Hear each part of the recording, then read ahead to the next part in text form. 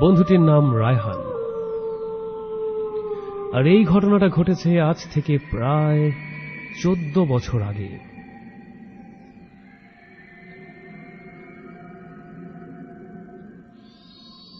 আমার এই বন্ধুটি তার গ্রামের বাড়ি অনেক দূরে, ঢাকা থেকে বলা যায় বহু দূরে। একেবারে লালমনিরহাট ভারতীয় সীমান্তবর্তী একটি গ্রামে তার জন্ম। তার পৈতৃক ভিটাও সেখানেই। লালমনিরহাটের সেই গ্রামটির নাম এই মুহূর্তে আমার স্মরণ হচ্ছে না, তবে সেই গ্রামটির যে বর্ণনাও দিয়েছিল তাতে বোঝা যায় একেবারে অজপাড়া গা বলতে যা বোঝায়, লালমনিরহাট ছিল এক্স্যাক্টলি তাই।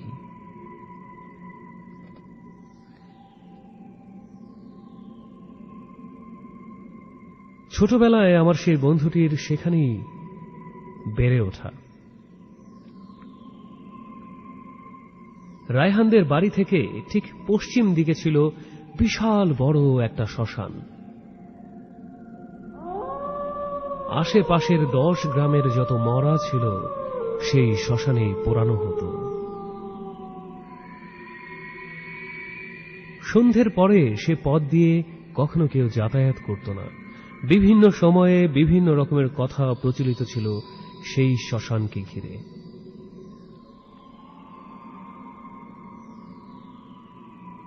রায়হান তখন 5ম শ্রেণীর স্টুডেন্ট। স্কুলের পুজোর ছুটিতে সবাই তখন আত্মহারা।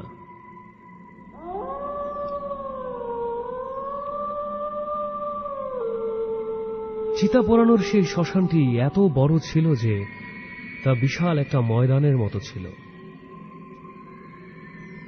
আর ওই পুরো গ্রামে রায়হান সহ মুসলিম পরিবার ছিল মাত্র হাতে গোনা।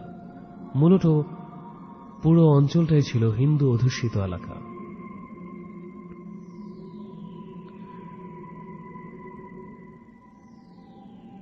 বাড়ি থেকে কড়া নির্দেশ ছিল কোনোভাবেই যেন চিতাখোলায় না যাওয়া হয়।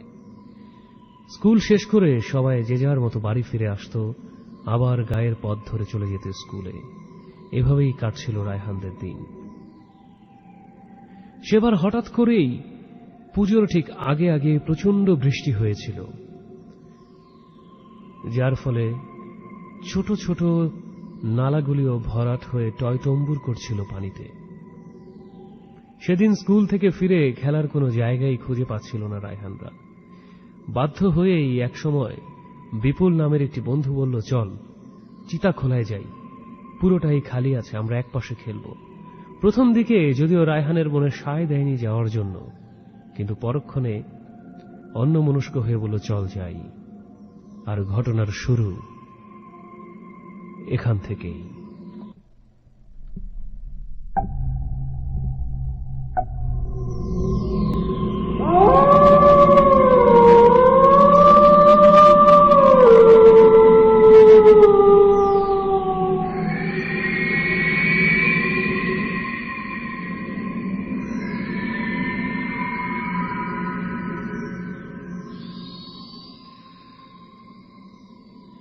দুপুর তখন ঠিক 1টা কি 2টোর মতো বাজে। রায়হান, বিপুল সহ প্রায় 4-5 জন বন্ধু মিলে ওরা চলে গেল সেই চিতাখোলার মাঠে ফুটবল খেলতে। খেলাটাও চলছিল বেশ, কড়কড়ে রোদ, চমৎকারভাবেই খেলছিল। কিন্তু হঠাৎ করেই কোথা থেকে যেন এক টুকরো মেঘ এসে একেবারে সূর্যের মুখের উপর এমনভাবে জেঁকে বসল, যেন মনে হচ্ছিল কোনোভাবেই সূর্য মেঘটাকে সরাতে পারছে না তার মুখ থেকে। কেমন একটা আবছা আবেশ চারপাশে ভর করল। হঠাৎ করেই পূর্ব দিক ঘন কালো হয়ে বাতাস বইতে শুরু করল। অবস্থাটা দেখে কেমন যেন রায়হানের মন বিষণ্ণ হয়ে গেল। যা, আজকে বুঝি আর খেলাই হলো না। এমন সময় হঠাৎ করেই বিপুল খুব প্রচন্ড জোরে আঘাত করে বলের উপরে। বলটা গড়াতে গড়াতে গড়াতে গড়াতে গিয়ে ঠিক শ্মশানের এক প্রান্তে থেমে যায়, যেই প্রান্তে গত 3 দিন আগেই একটি মরা পোড়ানো হয়েছিল। এখনো কাঠকয়লাগুলি দুক দুক করে জ্বলছিল, খানিকটা ধোঁয়াও উঠছিল। রায়হান বলল, হায় হায়, কি করলি? বলটা তো গলে যাবে। বলেই সে দৌড়ে চলে গেল বলটাকে আনার জন্য। যখন রায়হান খুব কাছাকাছি সেই চিতার, হঠাৎ করে ওর পায়ে মনে হলো কেমন যেন একটা কাটার আঘাত পেয়েছে। ভালো করে তাকিয়ে দেখলো পায়ের একটা অংশ বেশ খানিকটা কেটে গেছে, লাল টকটকে রক্ত টুপ টুপ করে পড়ছে। পা থেকে যখন সে কাঁটাটা সরাতে গেল, লক্ষ্য করল এটা তো কোনো কাঁটা নয়, কোনো একটা মানুষের হাড়ের একটা ছোট টুকরো পড়ে আছে, সেখানে লেগেই ওর পাটা কেটে গেছে। পকেটের রুমাল দিয়ে পাটাকে বেঁধে খোরাতে খোরাতেই রায়হান চলে আসে। সেই দিন আর খেলা হয় না, কারণ একটু পরেই ঝুম বৃষ্টি নামে।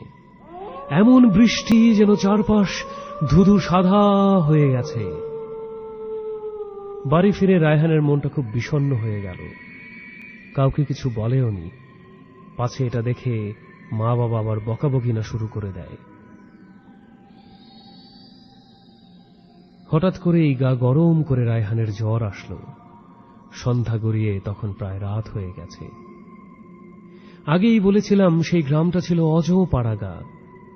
This track was downloaded from FusionBD.com. যাতায়াত ব্যবস্থা ছিল খুবই খারাপ। বিদ্যুৎ এখনো হয়তো পৌঁছায়নি সেই গ্রামে। সন্ধ্যের পরই পুরো গ্রাম কেমন চুপচাপ হয়ে যায়। আর সেই দিনটা ছিল আরো ভয়ঙ্কর। সন্ধ্যার পরেই বিভিন্ন জায়গা থেকে সমস্বরে বেজে উঠল একটি শব্দ, শঙ্খের শব্দ। ঘরে ঘরে তখন পুজো দেয়া হচ্ছে। কু করে শব্দ চারপাশ থেকে ভেসে আসছে, কোথাও কোথাও উলুধ্বনি। যদিও এই সবের মাঝখান দিয়ে রায়হান বড় হয়েছে, কিন্তু আজ কেমন যেন ভয় ভয় করছিল তার। রাত তখন প্রায় আনুমানিক 12টা বাজে। ঠিক এখন যেমন 12টার একটু বেশি, সেদিনও এমন বাজে। নিকষ কালো রাতে কোথায় যেন একটা হুতুম পেঁচা ডেকে উঠল,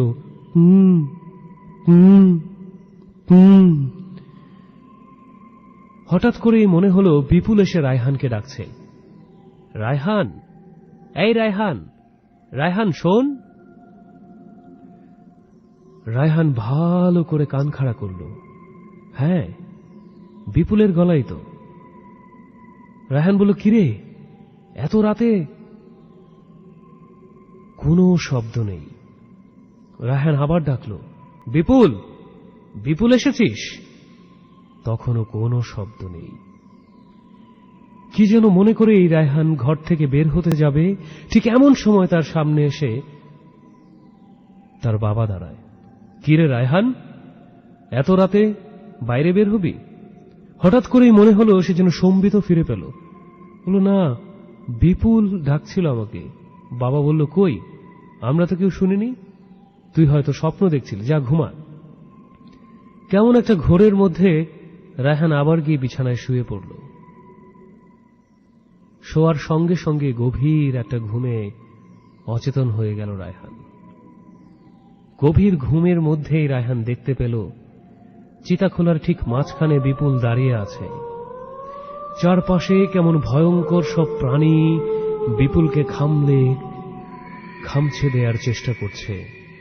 ভয়ার্ত বিপুল ফ্যাল ফ্যাল করে রায়হানের দিকে তাকিয়ে আছে আর বলছে, রায়হান, রায়হান আমাকে বাঁচা, রায়হান আমাকে বাঁচা, রায়হান দরজাটা খোল, দরজাটা খোল রায়হান।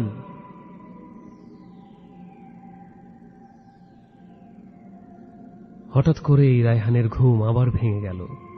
রায়হান এবার পরিষ্কার শুনতে পেল বিপুল কাঁদছে দরজার বাইরে দাঁড়িয়ে আর বলছে, রায়হান, রায়হান দরজাটা খোল, রায়হান আমাকে ভেতরে আসতে দে, রায়হান, রায়হান দরজাটা খোল, আমাকে ভেতরে আসতে দে।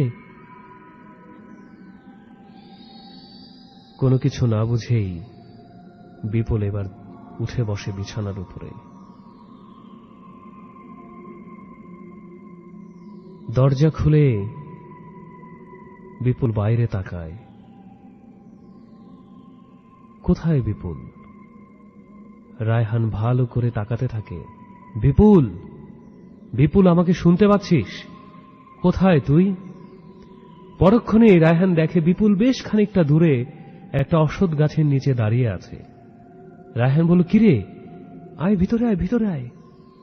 বিপুল এক পাও নড়ছে না। রায়হান আবার বলল, কিরে, আসবি না?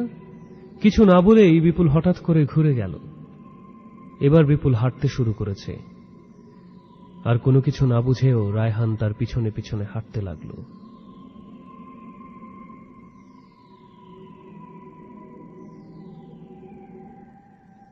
আস্তে আস্তে বিপুল গ্রামের সেই পথ ধরে পার হলো ছোট সেই ডোবাগুলো।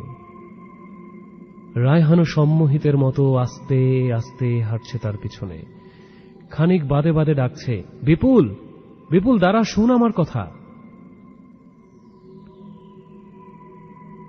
একটা সময় বিপুল এসে দাঁড়ায় সেই চিতাখোলার সামনে। তখন চারপাশে হু হু করে বাতাস বইছে। ছোট একটা চাঁদ আকাশে কোনোভাবে নিজের অস্তিত্ব জানান দিচ্ছে। ক্ষণে ক্ষণেই নিকষ কালো মেঘগুলো সেই চাঁদটাকে ঢেকে দিচ্ছে। চারপাশে এমন অন্ধকারে নিমজ্জিত, তখন নিজের শরীরও দেখা যায় না।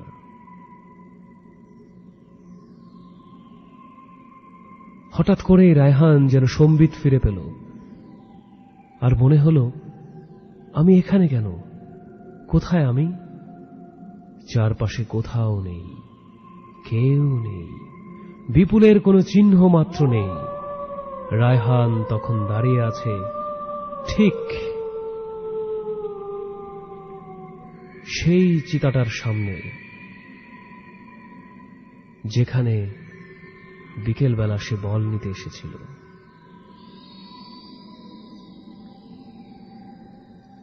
কেমন যেন ভ্যাবাচেকার মতো খেয়ে রায়হান ঠায় দাঁড়িয়ে রইল। সেখান থেকে এক পা নড়ার মতো শক্তি যেন তার গায়ে নেই। হঠাৎ করে আকাশে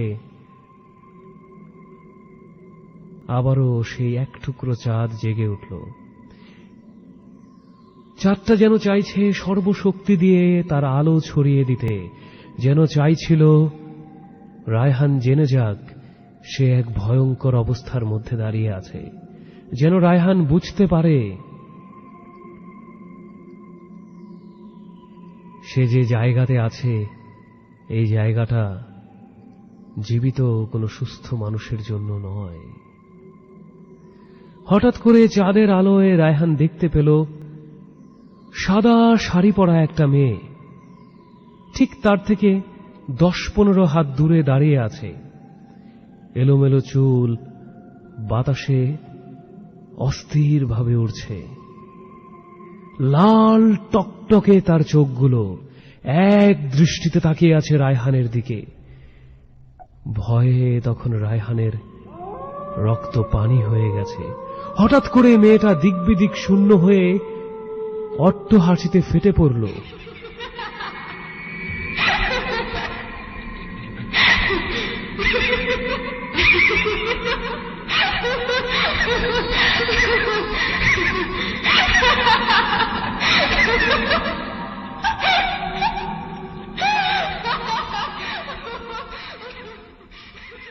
সেই মুহূর্তে রায়হান কি করবে কিছুই বুঝতে পারছিল না।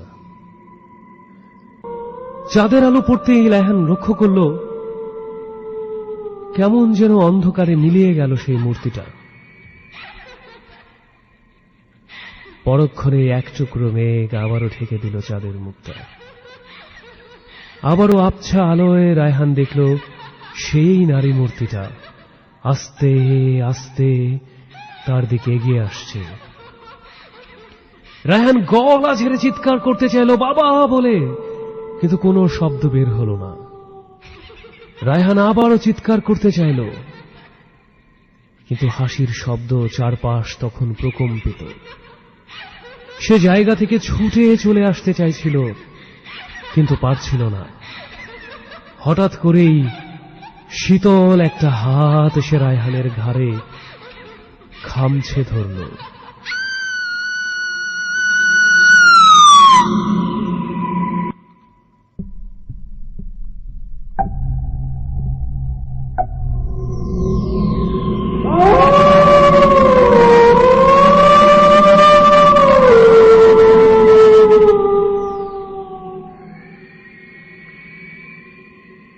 এভাবে রায়হান কতক্ষণ অচেতন ছিল তা রায়হান সেদিনও ঠিক করে বলতে পারেনি।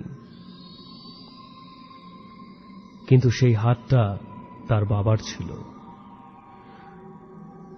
তার বাবাও সেদিন রাতে হঠাৎ করে কি মনে করে উঠে রায়হানের ঘরে গিয়ে তাকে না পেয়ে পেছন পেছন ছুটতে থাকে, এবং একটা সময় রায়হানকে প্রায় অচেতন অবস্থায় সেই চিতার কাছেই পায়। ভাগ্যক্রমে সেদিন বেঁচে গিয়েছিল রায়হান, কিন্তু কি অপেক্ষা করছিল তার জন্য তা সে আজও জানে না।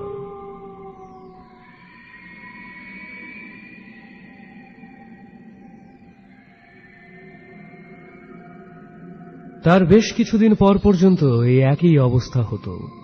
প্রতি রাতে কেউ না কেউ আসত রায়হানকে ডেকে নেয়ার জন্য। মাঝে মাঝে রায়হান ঘর থেকে বেরও হয়ে যেত।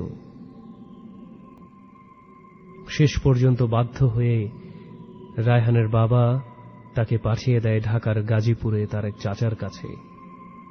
সেইখান থেকেই মূলত রায়হান বড় হয়েছে, এবং ঢাকায় আসার পর দু একবার রাতের বেলা রায়হানকে কেউ না কেউ ডেকেছে। তার বেশি আর কিছুই হয়নি। যদিও রায়হান একা কখনোই ঘুমায়নি, আজও না। এখানে থেকেই রায়হান বড় হয়েছে, এখানে থেকেই সে তার পড়াশোনা কমপ্লিট করেছে। কিন্তু আজও রায়হান যখন একা ঘুমায়, সে পরিষ্কার শুনতে পায় তার খুব কাছের কোনো মানুষ, খুব প্রিয় কোনো মানুষ খুব করুণ ভাবে তাকে ডাকছে, রায়হান, রায়হান, দরজাটা খোল, বড় বিপদে আছি রায়হান, দরজাটা খোল। কিন্তু এখন রায়হান জেনে গেছে, আর যদি কখনো সে দরজা খুলেছে তাহলে সেদিনই হয়তো তার শেষ দিন হবে, সেদিনই হয়তো সেই নিশি তাকে শেষ করে দিবে। তাই হাজারো ডাকার পরও রায়হান আর দরজা খোলে না। শক্ত করে দরজা লাগিয়ে অপেক্ষা করে কখন সূর্য উঠবে, কখন ভোর হবে, কখন কখন কখন।